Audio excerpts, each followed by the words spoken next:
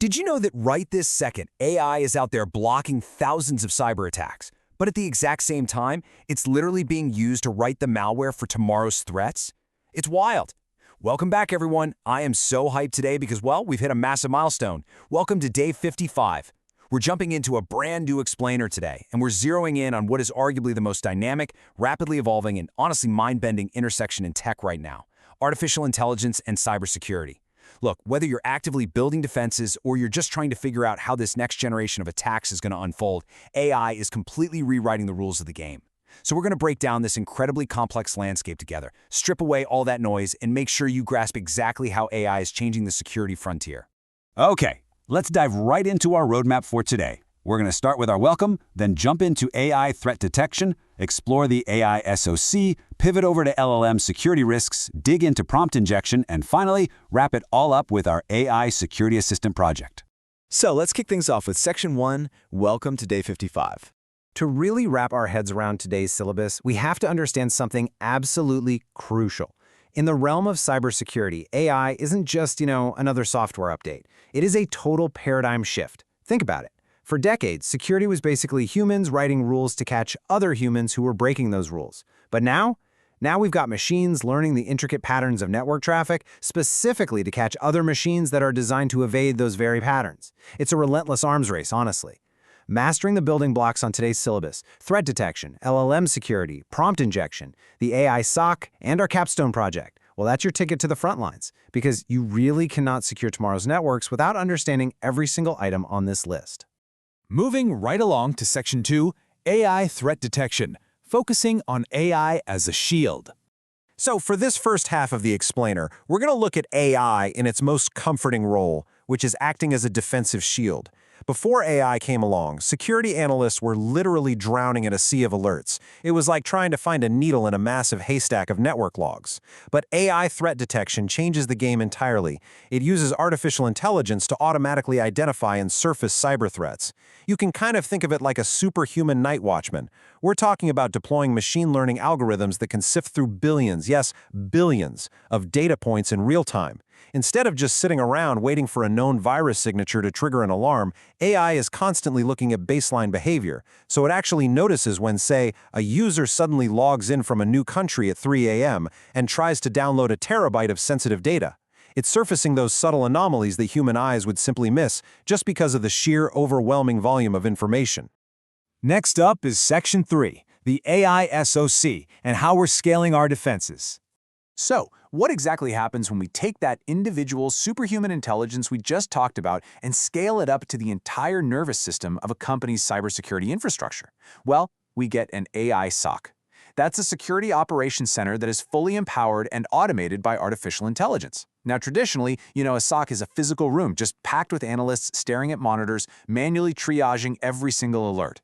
But by injecting AI straight into the core of that SOC, we're able to totally automate the Tier 1 response. We're talking about an AI that can instantly isolate a compromised machine on the network, block a malicious IP address, and gather all the necessary forensic data, literally, before a human analyst even pours their first cup of morning coffee. It completely removes that manual, repetitive burden off the human defenders. That way, they can actually focus on high-level, complex strategy instead of just endlessly putting out tiny fires. And honestly, this brings us to the great paradox of our time. We've just spent time exploring AI as this incredible defensive shield, right? But turn the coin over, and it immediately becomes a target. Seriously, the very same artificial intelligence tools that we are all rushing to integrate into our businesses to defend our systems, well, they're now becoming massive vulnerabilities themselves. Hackers aren't just trying to quietly bypass AI anymore. Oh no, they are actively, aggressively trying to hack the AI itself. Which leads perfectly into Section 4, LLM security risks, where we talk about securing the model. So, LLM, that stands for Large Language Model. It's the underlying technology behind all those massive generative AI tools that have just completely taken the world by storm lately. Because of this explosion in popularity, securing these AI models from exploitation isn't just a good idea anymore, it is an absolutely mandatory focus area. Let me be clear, it is no longer enough to just secure the perimeter of your network. You have to secure the actual model sitting inside of it. Think about it like this.